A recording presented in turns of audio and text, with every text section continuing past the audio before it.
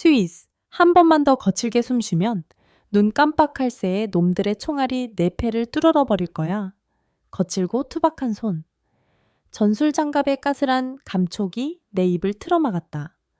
코끝을 찌르는 매캐한 화약 냄새. 비릿한 피 냄새. 그리고 뼛속까지 파고드는 설원의 냉기가 뒤섞여 정신을 혼미하게 만들었다. 나는 내 몸을 짓누르고 있는 남자를 노려보았다. 칠흑 같은 어둠 속에서도 그의 눈동자는 천년 묵은 빙하처럼 차갑고 깊었다. 생과 사가 오가는 이 절박한 순간에도 그의 눈빛에는 단 1%의 동요조차 없었다. 이 이야기는 영하 30도의 혹한, 그 잔인한 설원 위에서 펼쳐진 72시간의 생존기다. 797 특임대의 거칠고 무뚝뚝한 한 남자와 콧대 높은 미 공군 소령인 내가 어떻게 서로의 목숨줄이 되었는지에 대한 기록이다. 포화 속에서 피어난 처절한 사랑, 그리고 특수부대원의 뜨거운 희생 이야기가 궁금하시다면 영상 시청 전 구독과 좋아요 꼭 눌러주세요. 여러분의 응원은 바람사연 채널에 큰 힘이 됩니다. 시간을 48시간 전으로 되돌려보자. K16 기진의 연합군 장교클럽. 재즈 선율이 흐르고 있었지만 한미 양측 군인들 사이의 묘한 신경전은 감출 수 없었다. 나는 엘레나 밀러. 미 공군 소련 기자 세계적인 군수기업 밀러 글로벌의 외동딸. 나는 위스키 잔을 흔들며 건너편 테이블을 도발적인 눈빛으로 바라보고 있었다. 그곳엔 한국군 777 특수임무단 대원들이 앉아 있었다. 숨 막힐 듯한 군기, 지루할 정도로 딱딱한 그들. 그 중에서도 단연 눈에 띄는 남자가 있었다. 술 대신 우유를 마시는 남자. 그렇다. 곰처럼 거대한 체구의 특수부대원이 밥 비닐 아래서 우유를 마시고 있었다. 이봐, 거기 우유남. 나는 어설픈 한국어로 소리쳤다. 클럽 안에 모든 시선이 집중되었다. 707이 백호 부대라면서 지금 보니 호랑이가 아니라 우유 먹는 아기 고양이 같은데 조금 있다 헬기 타면 무섭다고 울지나 마. 내 곁에 있던 미군들이 킬킬대며 웃음을 터뜨렸다. 하지만 그 남자, 강도한 대위는 고개조차 들지 않았다. 그는 천천히 우유잔을 내려놓고 입가를 닦은 뒤 자리에서 일어났다. 그가 내 옆을 스쳐 지나갈 때 등골이 서늘해지는 한기가 느껴졌다. 그는 딱 1초간 멈춰 서서 소름 끼칠 정도로 정확한 영어 발음으로 하지만 금속이 긁히는 듯 건조한 목소리로 속삭였다. 밀러 소령, 하늘에선 당신이 독수리일지 몰라도 땅에 떨어지면 그저 병아리일 뿐이야. 그 예쁜 입, 필요할 때 닥치는 법도 좀 배웠으면 좋겠군. 모욕감, 그때 느낀 감정은 오직 그것뿐이었다. 저 건방진 한국 남자의 콧대를 반드시 꺾어주리라 다짐했다. 하지만 나는 몰랐다. 그 기회가 이토록 잔혹한 방식으로 찾아올 줄은. 운명의 정찰 비행은 새벽 2시에 시작되었다. 목표는 북쪽 국경 산악지대, 핵무기 밀반입 의심구역이었다. 내가 메인 파일럿이었고 강도하는 지상작전팀장으로 동승했다. 모든 것이 순조로웠다. 우리가 울부짖는 계곡을 지나기 전까지는 삐삐삐 미사일 경보 시스템이 미친 듯이 울부짖었다.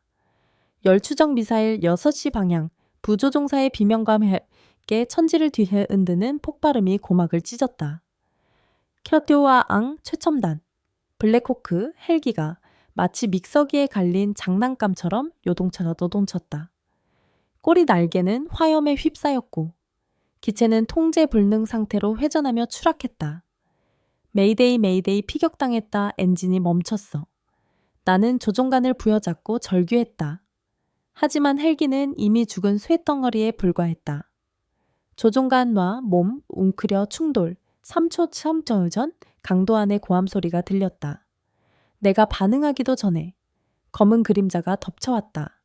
그는 자신의 안전벨트를 풀고 조종석으로 뛰어들었다.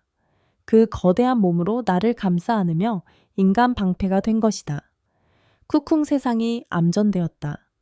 금속이 찢겨나가는 소리, 유리가 박살나는 소리, 그리고 모든 소음이 멈춘 뒤 찾아온 섬뜩한 정적. 다시 눈을 떴을 때 가장 먼저 나를 방인 것은 뼈를 깎는 듯한 추위였다. 나는 눈을 떴다. 기체는 반으로 쪼개져 있었고 조종석은 눈 덮인 절벽 끝에 위태롭게 매달려 있었다. 윽! 머리가 깨질 듯한 통증에 신음이 새어나왔다. 정신이 드나 움직이지 마. 낮고 침착한 목소리가 귓가에 들렸다. 고개를 돌려보니 강도안이 보였다. 그는 조종석 계기판과 부서진 의자 사이에 끼어 있었다. 이마에서 흐른 피가 한쪽 눈을 덮어 붉게 물들었지만 남은 한쪽 눈은 맹수처럼 형형하게 빛나고 있었다. 강대위, 우리, 쉿. 그가 눈짓으로 밖을 가리켰다. 들어봐. 바람소리 사이로 기분 나쁜 소리가 들려왔다. 저벅, 저벅. 군화가 눈을 밟는 소리였다. 구조대인가요? 내가 반색하며 소리치려 하자.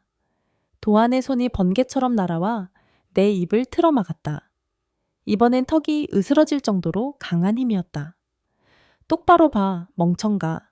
저게 아군으로 보이나 깨진 유리창 너머로. 하얀 설상 위장복을 입은 자들이 보였다.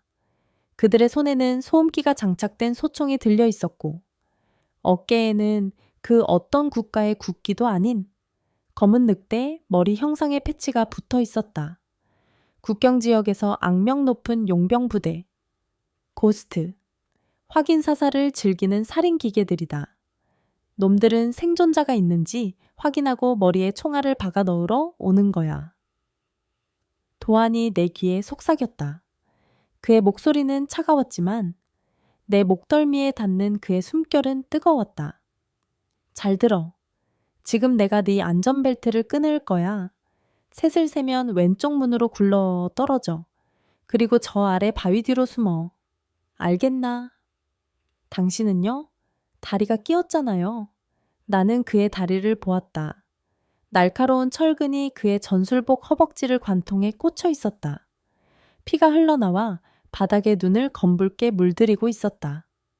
내 걱정 말고 내 목숨이나 챙겨. 하나, 둘. 그는 내 대답 따위는 기다리지 않았다. 날카로운 나이프가 내 벨트를 끊어냈다. 동시에 그는 부상당한 다리로 있는 힘껏 왼쪽 문을 발로 찼다. 챙그랑 유리창 깨지는 소리가 적막한 설산에 울려 퍼졌다. 소리가 다 났다. 2시 방향. 러시아어 섞인 용병의 고함 소리가 들렸다. 가 당장 더? 도안이 나를 밖으로 거칠게 밀어냈다. 나는 눈밭으로 굴러떨어졌다. 관성에 의해 비탈길을 미끄러져 내려갔다. 퍽, 퍽 소음기 달린 총소리와 함께 눈보라가 내 발치에서 튀어올랐다. 나는 필사적으로 기어가 큰 바위 뒤에 몸을 숨겼다. 심장이 터질 것만 같았다. 나는 위를 올려다보았다. 도안은 아직 기체 안에 있었다. 그는 일부러 소리를 내어 놈들의 시선을 자신에게로 돌린 것이다. 저 미친놈! 공포와 죄책감이 뒤섞인 눈물이 뺨을 타고 흘렀다. 용병들이 조종석을 포위했다. 한 놈이 수류탄의 안전핀을 뽑는 게 보였다. 안 돼. 내가 비명을 지르려던 찰나. 조종석 안에서 붉은 섬광이 폭발했다. 수류탄이 아니었다. 조명탄이었다. 펑 눈이 멀듯한 붉은 빛이 야시경을 쓴 용병들의 시야를 마비시켰다. 그 혼란스러운 틈을 타 검은 그림자 하나가 반대편 문으로 튀어나와 절벽 아래로 몸을 던졌다. 놈이 뛰어내렸다 쏴버려. 총탄이 비처럼 쏟아졌다. 나는 귀를 막고 웅크렸다. 무력감. 나는 수천억짜리 전투기를 모는 파일럿이었지만 이 땅 위에서는 그저 떨고 있는 사냥감일 뿐이었다. 10분이 지났다. 용병들은 절벽 아래를 확인한 뒤 생존 확률이 없다고 판단했는지 수색 범위를 넓히며 멀어졌다. 그들의 발소리가 사라지자 나는 조심스럽게 고개를 내밀었다. 다시 찾아온 죽음 같은 정적. 하얀 눈송이가 굵어지며 핏자국을 덮기 시작했다. 강도한. 목이 메어 말이 나오지 않았다. 그때였다. 뒤에서 누군가 내 뒷덜미를 낚아채 바위 틈새로 끌고 들어갔다. 비명을 지르기도 전에 익숙한 손이 다시 내 입을 막았다. 그였다, 강도한. 그는 살아있었다. 하지만 상태는 처참했다. 허벅지의 상처는 생각보다 깊었고 위장복은 넉마가 되어 있었다. 창백한 얼굴에는 식은땀이 비오듯 흘렀다. 내가 도망치라고 했지 왜 멍청하게 앉아 있어. 그가 이를 악물고 으르렁거렸다. 당신 죽은 줄 알았어요? 707은 그렇게 쉽게 안 죽어. 징징거리는 아가씨가 발목만 안 잡으면 말이지. 그는 나를 놓고 바위에 등을 기댔다. 거친 숨을 몰아쉴 때마다 하얀 입김이 피어올랐다. 들어, 밀러 소령. 상황은 최악이다. 통신 두절, 장비 손실, 고스트 놈들이 우릴 사냥하러 풀렸다. 그리고 무엇보다. 그는 고개를 돌려 나를 똑바로 응시했다. 그 눈빛은 면도날처럼 날카로웠다. 이 빌어먹을 설산에선 소리가 아주 멀리 퍼져. 내 발소리, 기침소리, 훌쩍거리는 소리, 하나하나가 저승사자를 부르는 초대장이야. 지금부터 지휘관은 나다. 넌 내 병사고. 내가 숨쉬라고 할 때 쉬고, 걸으라고 할 때 걷고, 멈추라고 할 때 멈춰. 내 명령을 어기면 그땐 내가 널 버리고 간다. 알겠나? 나는 침을 꿀꺽 삼켰다. 피 묻은 그의 다리와 결코 물러서지 않을 듯한 그 강인한 눈빛을 보았다. 오만했던 나의 자존심은 헬기 자네와 함께 불타버린 지 오래였다. 알겠어요. 따를게요. 좋아. 그럼 당장 그 공군 점퍼부터 벗어. 뭐라고요? 나는 기겁하며 물러섰다. 미쳤어요. 지금 영하 20도예요. 도안은 설명하지 않았다. 그는 내 멱살을 잡고 거칠게 끌어당겼다. 그의 눈엔 욕망 따윈 없었다. 오직 생존을 위한 냉철한 계산뿐이었다. 내 옷은 공군 블루야. 이 흰 눈밭에선 나 여기 있으니 쏴주세요. 하는 표적판이나 다름없다고. 죽고 싶어 벗어. 그는 비상낭에서 꺼낸 은색 보온 담요, 스페이스 블랭켓을 내게 던졌다. 이걸 안쪽에 감아. 은색면이 안으로 가게 해서 천을 가둬. 겉에는 내가 챙겨온 예비 낙하산 천을 찢어서 위장할 거야. 서둘러 놈들이 5분 안에 다시 돌아올 수도 있어. 나는 입술을 깨물며 두꺼운 점퍼를 벗었다. 칼날 같은 바람이 살갗을 파고들었다. 닭살이 돋고 온몸이 떨렸다. 남자 앞에서 이렇게 무력하고 초라해 본 적이 없었다. 하지만 도안은 고통을 참으며 낙하산 천을 찢고 있었다. 피를 흘리면서도 나를 살리기 위해 움직이는 저 남자, 비로소 깨달았다. 독서를 내뱉고 있지만 그는 목숨을 걸고 나를 지키고 있다는 것을. 우리는 하얀 낙하산 천을 뒤집어 쓰고 눈밭과 하나가 되었다. 도안이 앞장섰다. 그는 절뚝거리면서도 단단한 바위나 얼음 위만 골라 디디며 발자국을 남기지 않으려 애썼다. 내 발자국만 밟고 따라와.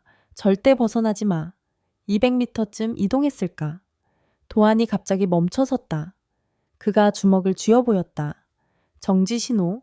그의 온몸이 긴장으로 팽팽해졌다. 귀가 미세하게 움직였다. 웅? 웅? 멀리서 기계적인 소음이 들려왔다. 드론이야. 도안이 바람소리보다 작게 속삭였다. 엎드려 눈 속에 얼굴을 파묻어 무슨 일이 있어도 고개 들지 마. 나는 눈밭에 납작 엎드렸다. 얼음장 같은 냉기가 뺨을 찔렀다. 소음은 점점 가까워졌다. 열 감지 센서가 달린 수색 드론이다. 놈들이 우리 천을 감지하면 끝장이다. 드론이 머리 위를 독수리처럼 선회했다. 공포에 질려 심장이 미친 듯이 뛰었다. 내 심장 소리가 들킬까봐 숨조차 쉴 수 없었다. 그때였다. 크고 따뜻한 손이 내 뒷목을 눌러 눈 속으로 더 깊이 파묻었다. 그리고 묵직한 무언가가 내 등 위를 덮쳤다. 도안이었다. 그가 내 위로 올라와 자신의 몸으로 나를 완전히 덮었다. 그는 보온 담요를 펼쳐 우리 둘을 덮어 열 발산을 차단하려 하고 있었다. 하지만 그렇게 하면 그는 저 차가운 드론의 감시 아래 얇은 위장 천 하나의 의지에 혹한을 온몸으로 받아내야 했다. 나는 그의 거대한 몸 아래 깔려 꼼짝도 할 수 없었다.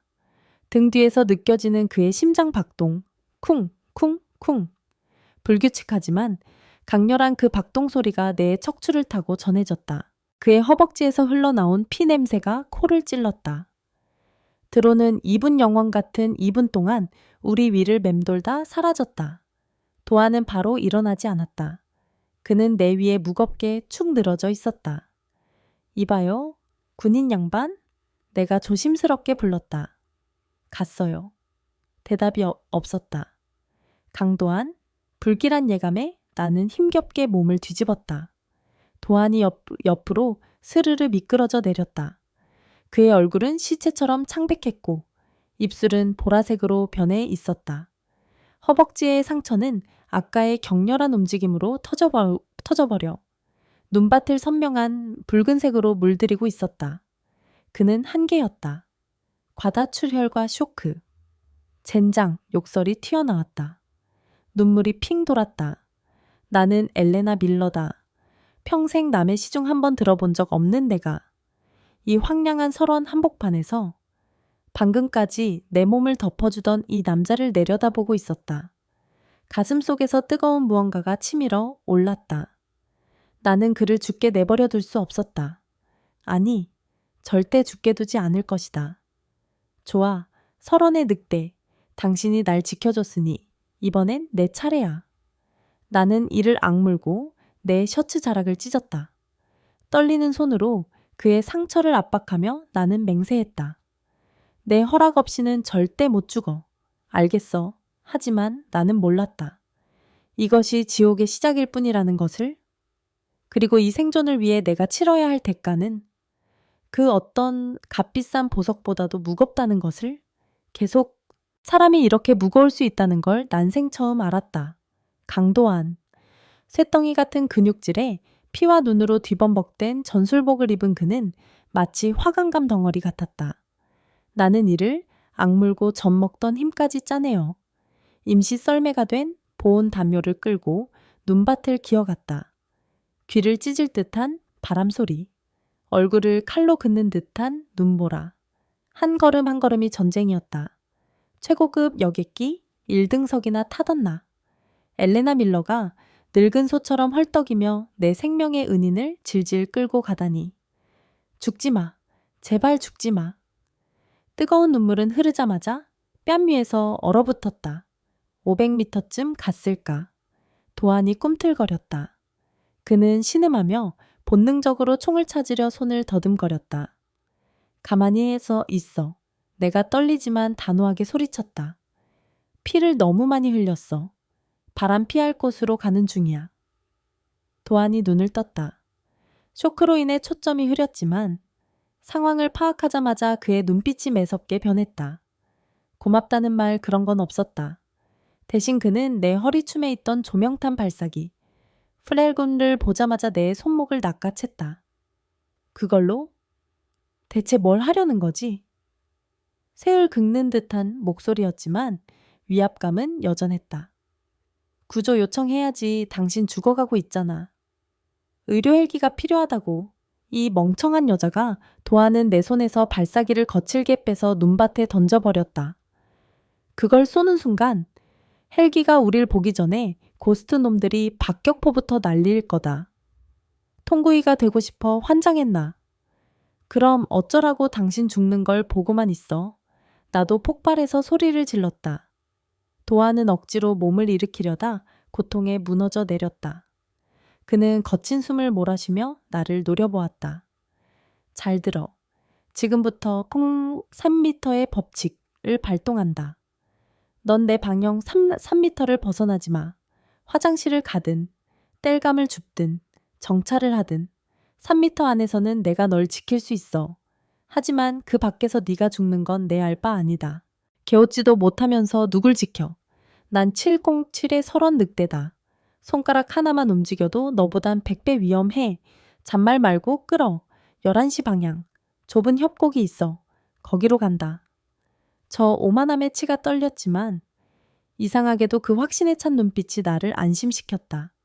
나는 다시 썰매줄을 잡았다. 해질녘이 되어서야 협곡에 도착했다. 동굴이라기보단 바람만 겨우 피할 수 있는 바위 틈새였다. 도안을 눕히자마자 그는 주머니에서 낚싯줄과 작은 방울들을 꺼냈다. 입구에 설치해 지면에서 20cm 높이. 왜? 경보기야. 놈들이든 짐승이든 들어오면 소리가 날 거다. 그리고 그가 피 묻은 대검을 내게 건넸다. 받아. 방울 소리가 났는데 내 목소리가 아니면 들어오는 놈 목을 찔러. 망설이지 말고. 차가운 칼자루를 쥐자 손이 덜덜 떨렸다. 이건 영화가 아니었다. 잔혹한 현실이었다. 밤이 되자 기호는 곤두박질 쳤다. 이곳의 추위는 단순한 감각이 아니었다. 살점을 파고들어 생명력을 빨아먹는 괴물이었다. 도안이 심하게 떨기 시작했다. 상처는 불덩이 같은데 몸은 얼음장 감대였다. 폐혈증과 과다출혈로 인한 고열이었다. 추워. 그가 헛소리를 하며 이를 딱딱 부딪혔다. 뗄감은 없었다. 불을 피우면 위치가 노출된다. 있는 건 두 사람과 영하 30도의 공기뿐. 문득 공군 생존교범의 한 구절이 떠올랐다. 극지방 조난시. 유일한 열어는 동료의 천이다. 나는 도안을 보았다. 창백한 얼굴, 희미한 숨소리. 이대로 두면 아침이 오기 전에 저천증으로 죽는다. 나는 마른 침을 삼키고 떨리는 손으로 내 셔츠 단추를 풀기 시작했다. 오늘 밤, 장교와 사병, 남자와 여자라는 경계는 사라진다. 남은 건 생존 본능뿐. 과연 내 천이 꺼져가는 늑대의 심장을 다시 뛰게 할 수 있을까? 바람 소리가 마치 웡이들의 통곡처럼 들려왔다. 좁고 어두운 바위 틈, 도안의 거친 숨소리만이 공간을 채웠다. 두꺼운 겉옷을 벗어던지고 얇은 속옷 차림이 되자 살을 내는 냉기에 몸서리가 쳐졌다. 하지만 도안의 몸에 손을 댄 순간 그는 나보다 더 차가웠다. 살아있는 얼음 덩어리였다. 실례할게요, 대위님. 추위와 부끄러움에 떨리는 목소리로 속삭이며 그의 전술조끼를 벗겨냈다. 피딱지로 엉겨붙은 옷을 떼어내는 일은 쉽지 않았다. 옷 아래 드러난 그의 몸은 상상 초월이었다. 온몸을 뒤덮은 흉터들. 그것은 그가 살아온 전쟁 같은 삶의 기록이었다. 나는 내 몸을 그에게 밀착시키고 보온 담요를 머리끝까지 뒤집었었다. 살과 살이 맞닿았다. 스킨십. 첫 느낌은 충격적인 차가움이었다. 비명을 지르고 싶을 만큼 차가웠지만 나는 물러서지 않았다. 내 팔로 그의 넓은 등을 감싸 안고 다리로 그의 차가운 다리를 상처 부위를 피해 얽었다. 추워. 도안이 무의식 중에 열기를 찾아 파고들었다. 강철 같은 팔이 내 허리를 으스러지도록 끌어안았다. 나 여기 있어요. 괜찮아요. 나는 식은땀에 젖은 그의 머리카락을 쓸어 넘겼다. 시간이 아주 느리게 흘렀다. 내 천이 그에게로 스며들었다. 불규칙하던 그의 심장 박동이 내 심장 소리에 맞춰 안정을 찾아갔다. 쿵, 쿵, 어둠 속. 계급장도, 국적도 사라진 그곳엔 서로의 생명줄을 붙잡은 남자와 여자만이 존재했다. 도안의 뜨거운 숨결이 내 목덜미를 간지럽혔다. 그는 마치 어미 품을 찾는 아이처럼 내 어깨에 얼굴을 묻었지만 팔만은 여전히 나를 보호하듯 감싸고 있었다. 가지마, 민지야, 가지마. 그가 낯선 이름을 불렀다. 민지. 그 목소리에 담긴 고통과 후회가 내 가슴을 찔렀다. 누구일까? 옛 연인 죽은 동료 이 강철 같은 남자에게도 내가 모르는 깊은 상처가 있었다. 난 민지가 아니에요. 엘레나예요. 아무 데도 안 가요. 나는 그를 더 꽉 껴안았다. 새벽녘. 도안의 의식이 돌아왔다. 상황을 파악한 그의 몸이 굳었다. 나를 밀어내려다. 내가 그를 드기 위해 바들바들 떨고 있는 것을 보고 멈칫했다. 너. 당혹감이 섞인 쉰 목소리. 조용히 해. 나는 눈을 감은 채 말했다. 낯간지러운 소리나 자존심 세우는 소리 할 거면 집어치워. 이건 의료 행위야. 생존 기술이라고. 당신 나한테 빚진 거야. 멍청가. 도안은 침묵했다. 잠시 후 그의 손이 조심스럽게 담요를 끌어올려 내 떨리는 어깨를 덮어주었다. 그는 더 이상 밀어내지 않고 내가 더 편안하게 안길 수 있도록 자세를 고쳐 잡았다. 고맙다. 아주 작은 속삭임. 그리고 미안하다. 오만한 늑대의 사과. 심장이 덜컥 내려앉았다. 피 비린내 나는 이 동굴 속에서 모닥불보다 더 뜨거운 감정이 피어오르기 시작했다. 하지만 전쟁터에서 로맨스는 사치였다. 딸랑. 입구에 설치해둔 방울이 아주 미세하게 울렸다. 정막 속의 천둥 소리였다. 도안의 근육이 순식간에 팽팽해졌다. 그는 내 입을 틀어막고 다른 손으로 대검을 쥐었다. 병약했던 남자는 온데간데 없고 다시 살기 등등한 살인 기계가 눈을 떴다. 바람이 아니었다. 놈들이 왔다. 도안은 나를 안쪽으로 밀어넣고 자신은 입구 우쪽 벽에 바짝 붙었다. 나는 날카로운 돌멩이를 쥐고 숨을 죽였다. 심장 소리가 고막을 때렸다. 밖에서 들리던 발자국 소리가 멈췄다. 약 30초간의 숨 막히는 침묵. 그때 붉은 레이저 불빛이 동굴 안을 훑고 지나갔다. 열감직이야. 투시 장비가 있어. 도안이 입모양으로만 말했다. 그는 재빨리 눈 한 줌을 퍼서 얼굴과 목에 문질렀다. 천을 낮춰 감지기를 속이려는 것이다. 내게도 눈짓을 했다. 살이 찢어지는 듯한 차가움에 비명이 나올 뻔했지만 꾹 참았다.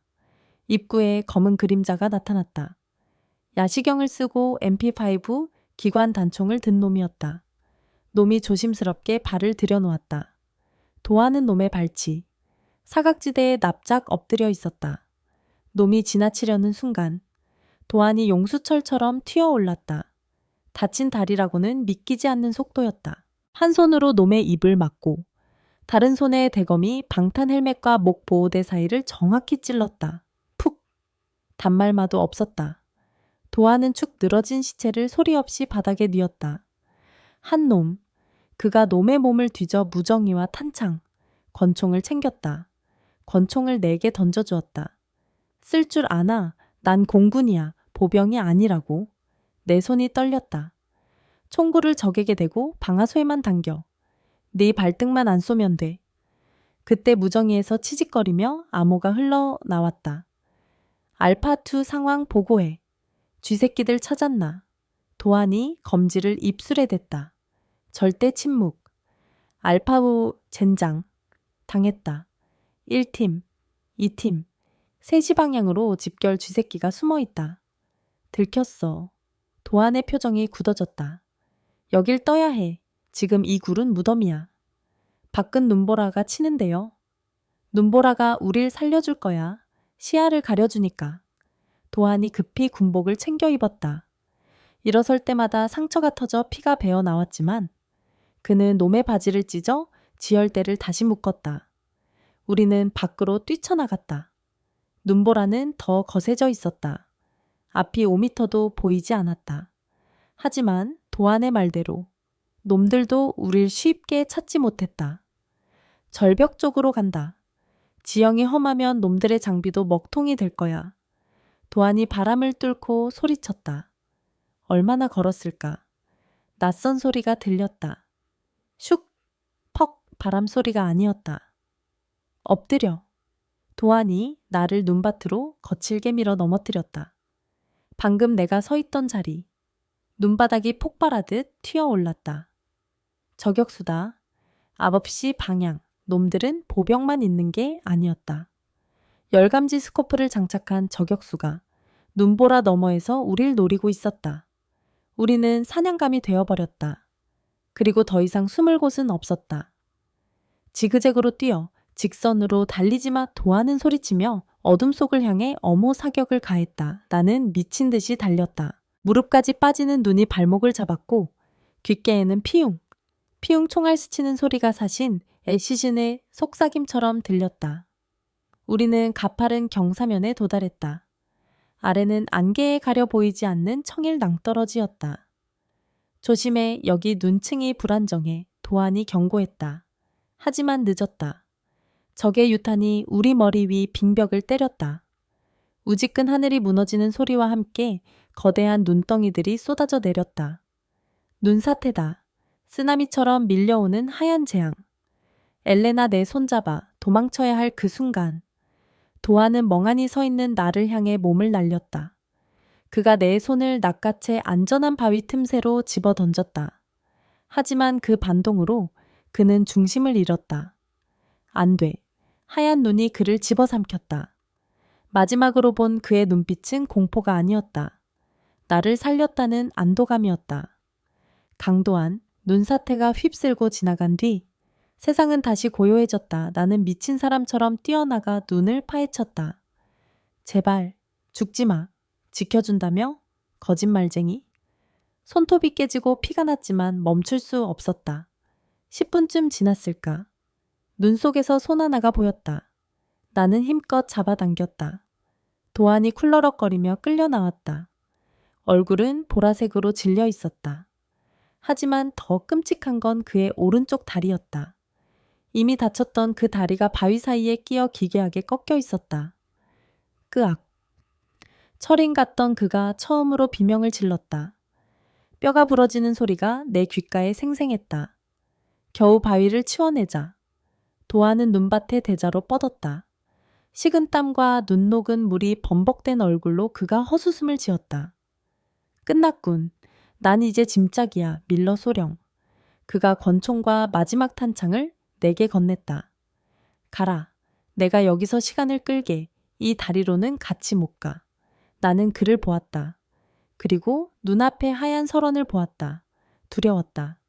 하지만 내 안에 무언가가 꿈틀거렸다. 웃기지 마요. 나는 총을 쳐내고 그의 겨드랑이에 내 어깨를 밀어 넣었다. 뭐 하는 거야? 넌 날 못 끌고 가.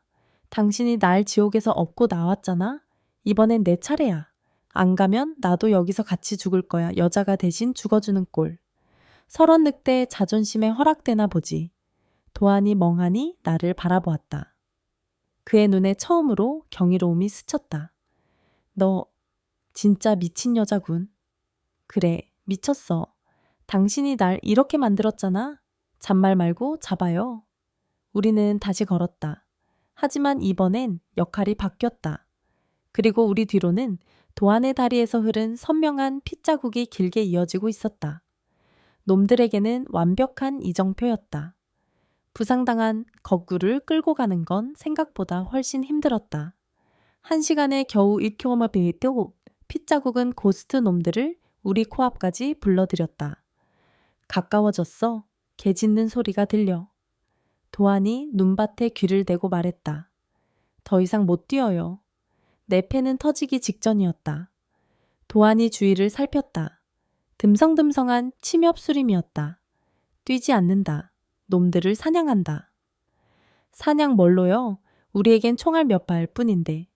우리에겐 최고의 무기가 있어. 머리. 그리고 지형. 도안이 우리가 뒤집어 쓰고 있던 낙하산 천을 가리켰다. 소령. 물리학 수업 때 지렛대 원리랑 탄성 배운 거 기억나나? 그 다음 15분간 도안의 지시에 따라 나는 기계처럼 움직였다. 어린 소나무를 휘어지게 당겨 낙하산 줄로 묶고 끝을 뾰족하게 깎아 위장했다. 가공할 위력의 탄성 함정이었다. 그리고 눈 밑에는 줄을 깔아 발목을 노리는 트립와이어 트리포와이르를 설치했다. 침착해. 함정에서 20m 떨어진 눈언덕 뒤에 엎드린 도안이 내게 총을 건넸다. 첫 번째 함정이 터지면 놈들이 당황할 거야. 그때 무정이를 든 놈을 쏴. 놈들의 귀와 입을 없애는 거야. 개소리가 가까워졌다. 3명의 용병과 사나운 군견 1마리가 나타났다. 군견이 도안이 일부러 흘려둔 피 묻은 거즈 냄새를 맡고 달려들었다. 푹! 개가 줄을 건드리는 순간 휘어졌던 소나무가 튕겨오르며 놈을 강타했다. 개가 비명을 지르며 날아갔다. 함정이다 엎드려 선두가 소리쳤다. 하지만 당황해서 뒷걸음치던 두 번째 놈이 내 트립 와이어에 걸려 넘어졌다. 지금이야? 나는 숨을 멈추고 두 손으로 권총을 꽉 쥐었다. 목표는 뒤쪽의 통신병. 손이 떨렸지만 피투성이가 된 채 나를 지켜보는 도안을 생각하며 방아쇠를 당겼다. 탕총알은 놈의 어깨를 스쳤지만 놈은 무정이를 떨어뜨리며 쓰러졌다. 잘했어, 제압 사격. 도안이 내 총을 낚아챘다. 고통으로 손이 떨렸지만 그의 사격은 소름 끼치도록 정확했다. 탕선두에 있던 놈이 머리를 맞고 고꾸라졌다. 3명의 정예 용병이 부상자와 초짜에게 당했다. 나는 눈밭에 널브러진 시체들을 보며 구역질을 참았다. 내가 사람을 죽이는 걸 돕다니. 보지마. 이게 전쟁이야. 놈들이 죽거나 우리가 죽거나. 도안이 거친 손으로 내 눈을 가렸다. 그의 목소리가 부드러워졌다. 잘했다. 엘레나, 네가 우릴 살렸어. 우리는 전리품을 챙겼다. 소총, 수류탄, 식량, 그리고 구급 키트. 죽은 지휘관의 주머니를 뒤지던 나는 사진 한 장을 발견했다. 내 사진이었다.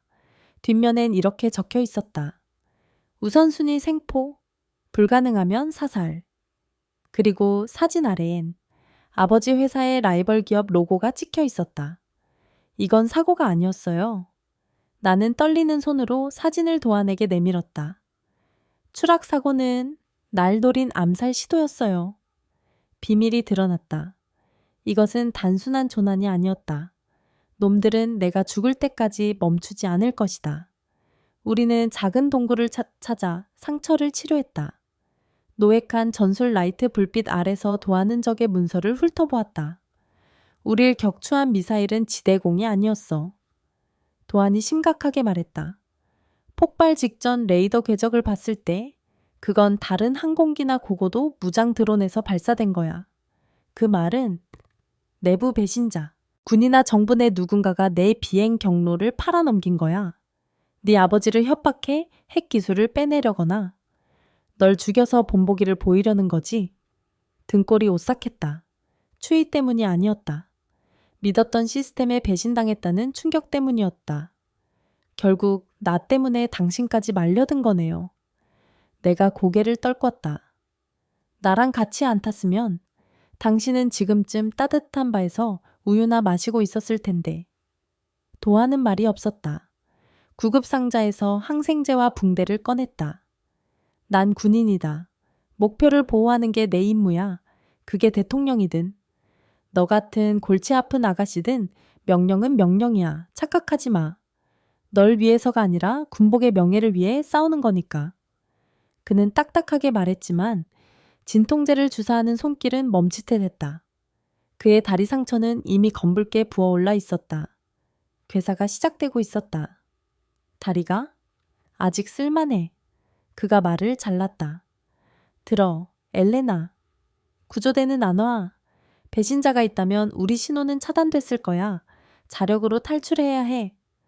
어떻게 여긴 허허벌판이에요. 여기서 북쪽으로 10km 냉전시대에 쓰던 버려진 기상 관측소가 있다. 거기엔 위성을 통하지 않는 독립적인 장거리 무선 안테나가 있어. 거기로 가서 민간 주파수로 SOS를 치면 전 세계가 내 위치를 알게 돼. 그럼 놈들도 더 이상 손 못 써. 식교로 본다겨워의 조의 저한테예요. 그다로요. 기어서라도 간다. 문제는? 그의 눈이 어두워졌다. 거기로 가려면 악마의 다리를 건너야 해. 300m 깊이의 협곡을 가로지르는 낡은 현수교지. 고스트 놈들도 거길 알 거야. 분명 매복하고 있을 거다.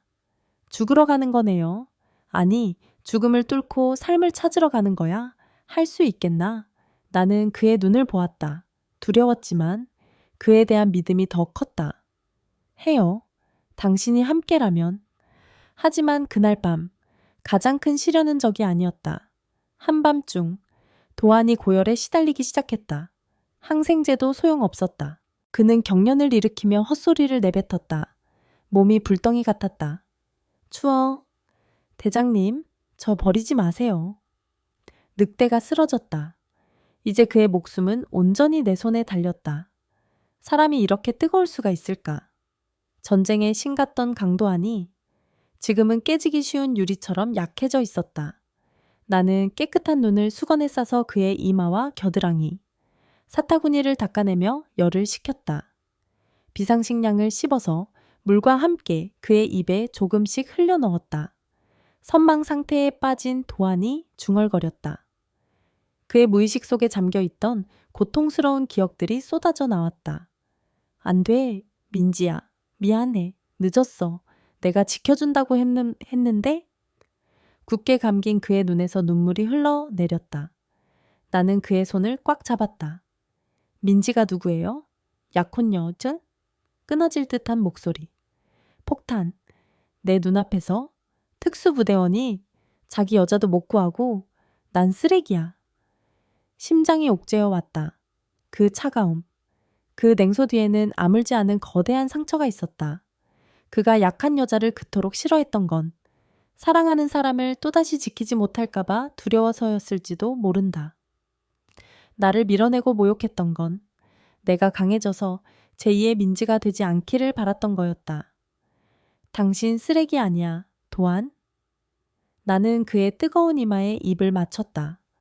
당신은 날 구했어. 지금도 구하고 있잖아. 민지 씨도 당신을 자랑스러워 할 거야. 밤새 나는 그를 끌어안고 엄마가 불러주던 자장가를 불렀다. 내 천과 내 살고 싶다는 의지를 그에게 불어넣었다. 새벽녘, 열이 내렸다. 도안이 눈을 떴다. 지쳤지만 맑은 눈빛이 돌아왔다. 그는 내가 자기를 안고 있는 모습을 보고도 밀어내지 않았다. 다 들었나? 쉰 목소리. 뭐요? 당신이 내 품에서 딴 여자 이름 부른 거 질투 나던데요? 나는 일부러 농담을 던졌다. 도안이 힘없이 웃었다. 그 삭막한 얼굴에 피어난 희미한 미소가 가슴 시리게 아름다웠다. 고맙다, 엘레나. 그가 내 이름을 불렀다. 소령도 아가씨도 아닌 엘레나. 자, 늑대 아저씨. 일어날 수 있겠어요? 우린 건너야 할 다리가 있잖아요. 우리는 짐을 챙겼다. 도안은 소총을 목발 삼아 일어섰다. 동굴 밖으로 나오자 차가운 아침 공기가 우리를 맞았다.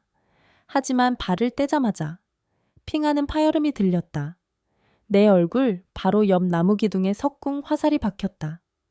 매복이다 뛰어 놈들은 눈사태를 우려해 총 대신 석궁과 칼을 들고 왔다.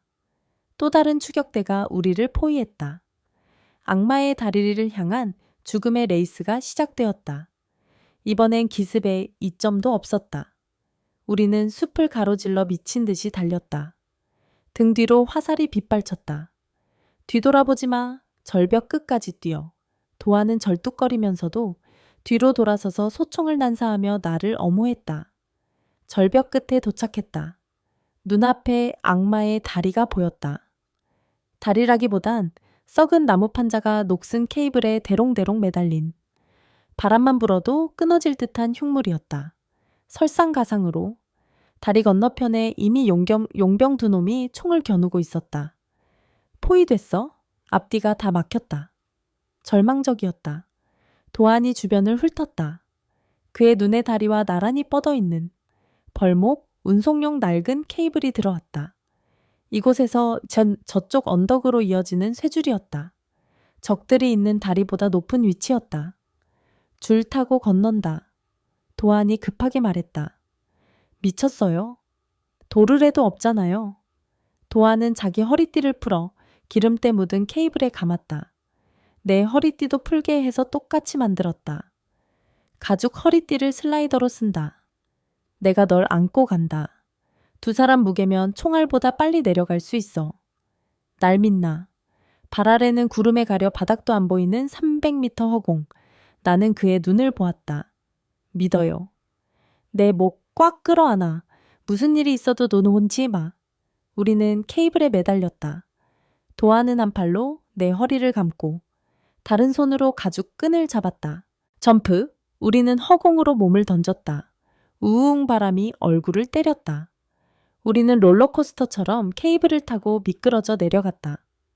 쏴라 떨어뜨려. 다리 쪽의 놈들이 하늘을 향해 사격했다. 총알이 빗발쳤지만 속도가 너무 빨라 맞추기 힘들었다.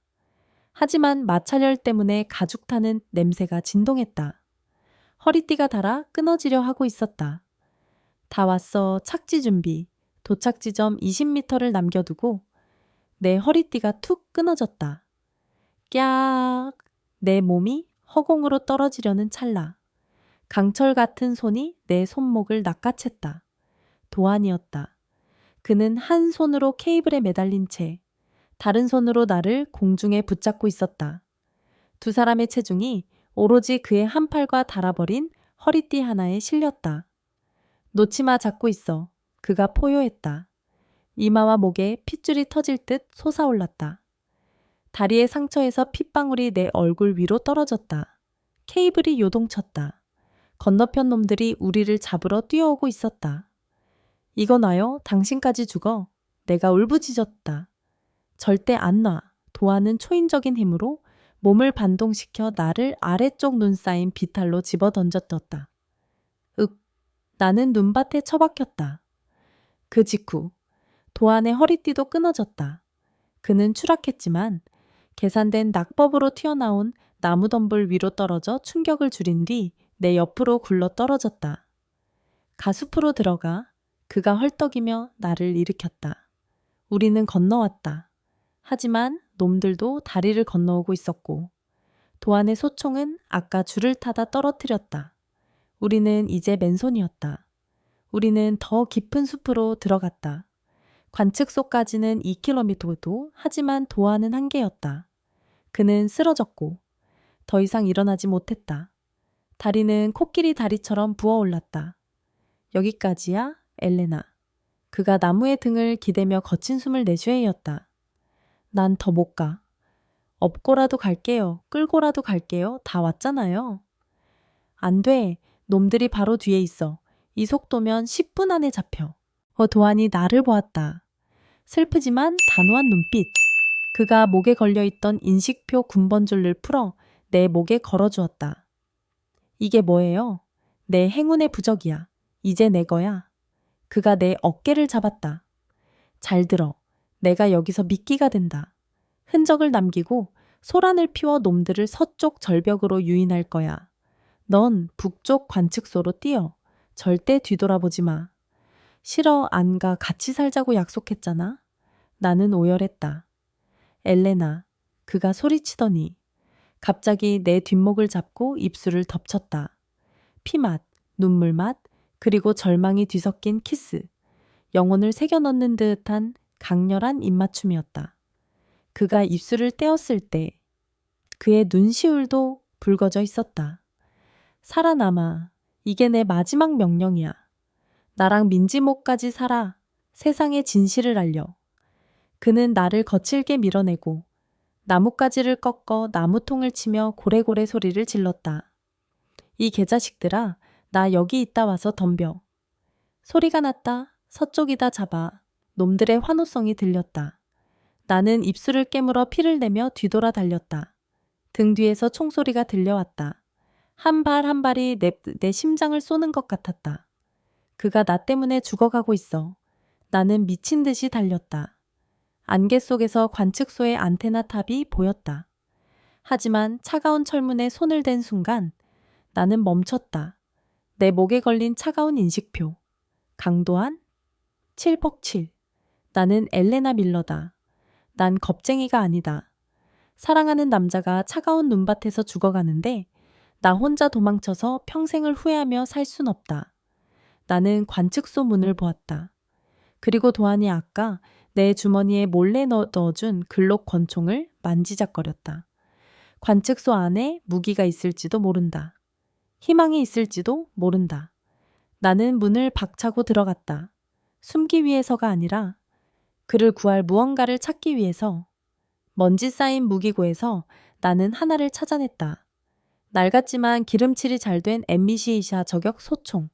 그리고 탄약 한 상자. 나는 파일럿이지만 아버지는 무기상이었다. 나는 걸음마보다 총 쏘는 법을 먼저 배웠다. 기다려, 도안. 내가 갈게. 놀이쇠를 당겼다. 내 눈빛은 더 이상 떨리는 아가씨의 것이 아니었다. 전사의 눈빛이었다. 나는 구조 요청을 바로 보내지 않았다. 지금 신호를 보내면 놈들이 내가 여기 있다는 걸 알고 내가 도안을 구하러 가기도 전에 지원군을 보낼 것이다. 기습이 필요했다. 나는 관측소에 있던 낡은 설상 위장복을 걸치고 무거운 M24를 어깨에 맨 채 숲으로 다시 뛰어들었다. 눈보라는 여전했다. 나는 바람을 안고 움직여 냄새와 소리를 감췄다. 절벽 근처 숲 빈터에서 그들을 발견했다. 도안은 5명의 용병에게 포위되어 있었다. 그는 눈밭에 쓰러져 있었지만 손에는 피 묻은 대검이 들려 있었다. 주변엔 시체 세구가 널려 있었다.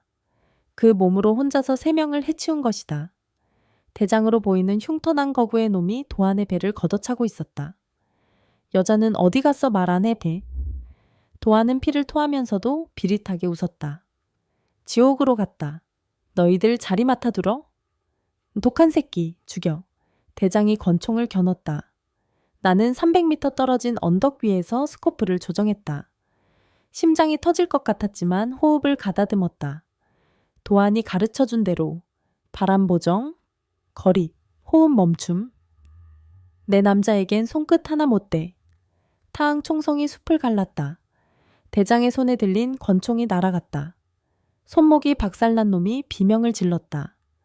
저격수다 북쪽 언덕, 혼란에 빠진 틈을 타 도안이 마지막 힘을 짜내 가장 가까운 놈의 발목을 그었다.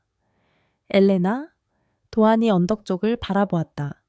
그의 눈에 믿을 수 없다는 표정이 스쳤다. 나는 볼트 액션을 당겼다. 철컥. 2번째 탄환 장전. 내가 왔어.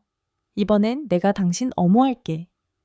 이제 사냥꾼과 사냥감의 위치가 다시 바뀌었다. 공주님이 총을 들었다. 나의 저격으로 전세가 역전되는 듯 했지만 놈들은 프로였다. 그들은 즉시 엄폐하고 나를 향해 제압 사격을 가했다. 저 계집이다 잡아오면 보너스 2배다. 나는 위치를 바꾸며 계속 사격했다. 한 놈, 2놈 쓰러졌다. 하지만 탄약이 떨어져 가고 있었다. 그 사이 도안은 혼란을 틈타 바위 뒤로 몸을 숨겼다.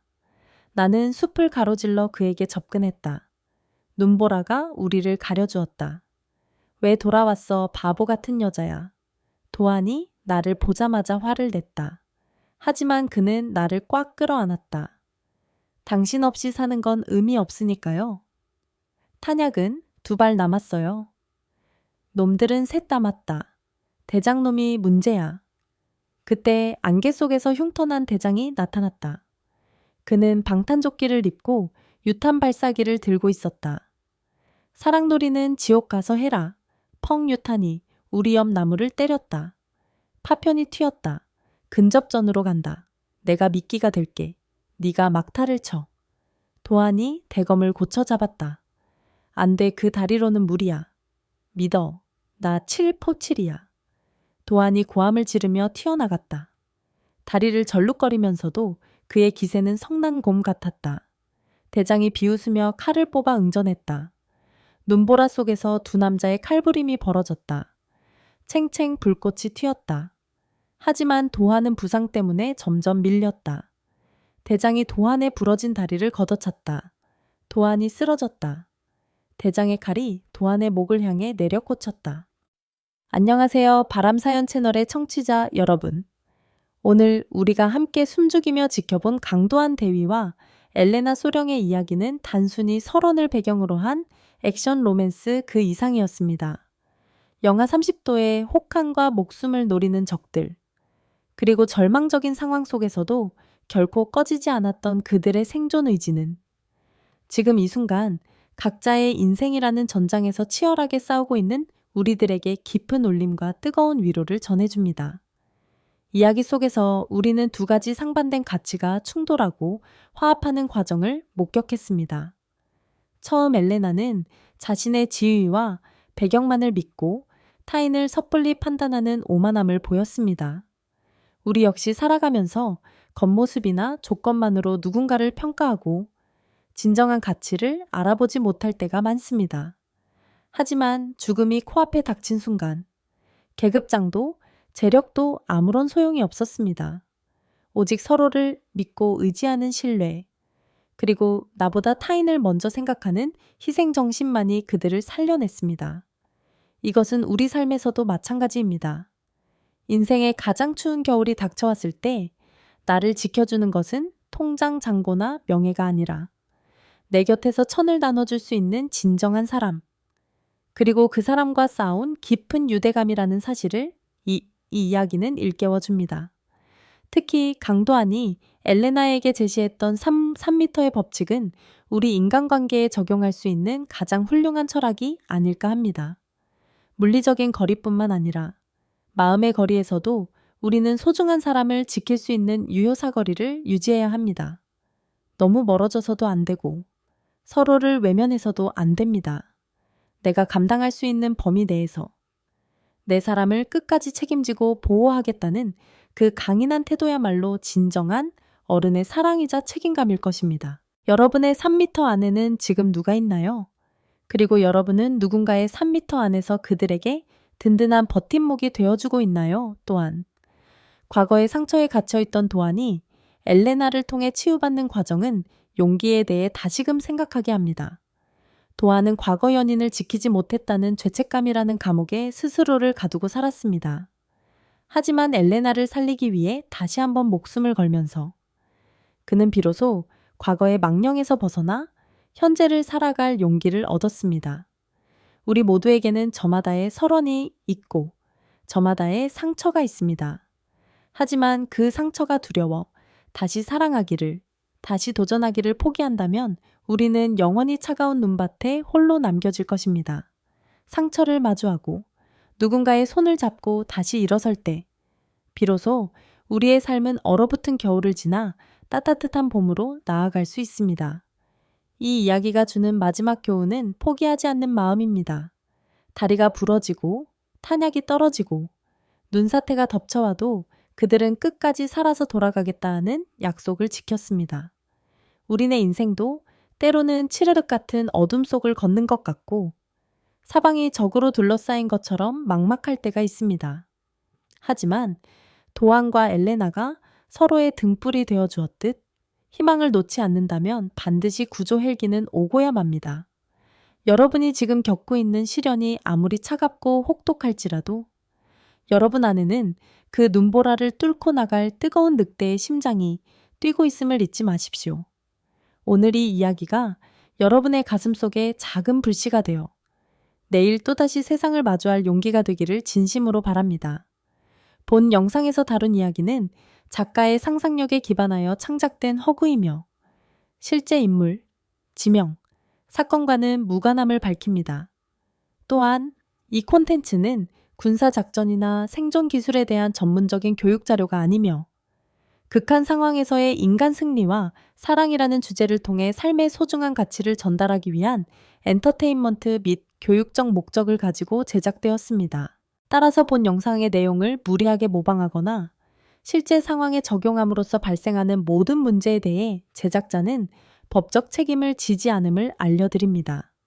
여러분의 삶에도 엘레나와 도안처럼 서로의 생명을 지켜주고 영혼을 따뜻하게 데워줄 수 있는 진정한 파트너가 함께하기를, 그리고 여러분 스스로가 누군가에게 그런 든든한 3m의 수호자가 되어주시기를 응원합니다.